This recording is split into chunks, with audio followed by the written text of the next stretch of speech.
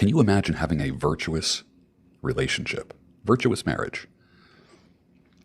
We hear about virtuous women, right? Proverbs 31, a virtuous woman who can find. We've heard about these 7 heavenly virtues.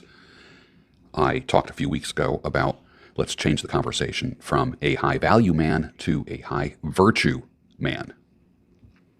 So let's talk about a virtuous relationship. Can it be even possible? In Christian tradition, the 7 heavenly virtues combine the 4 cardinal virtues, and I'm going to list them for you right now.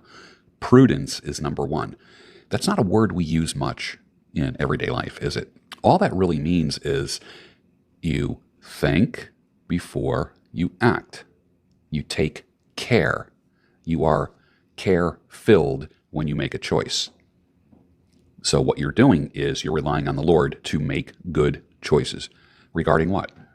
Marriage, children, where you're going to live, what you're going to do with aging parents, how you're going to respond to aging parents. There's a million questions. Everything right up to what are you going to do for dinner tonight? Prudence, making good choices. Justice. How do you practice justice? Well, you can practice social justice. Justice in the home would be kind of like positive reinforcement, which is probably the best way to create justice, but there has to be consequences for everything, somehow, some way. Now, whoever becomes the person that executes, the justice, it all depends. If your wife did something wrong, my ex writes me, texts me, and says, we were like Ricky and Lucy. I was always getting into trouble, and you were the voice of reason.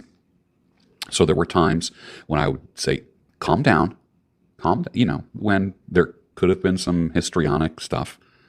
But rather than like yelling or doing something like that, why not be the voice of reason? And can the voice of reason administer justice? Sure. Is it vindictive? No. When you look at behaviorism, not to get too behavioral on you, when you look at behavioralism, the first rule is this, that behavior that gets rewarded gets repeated.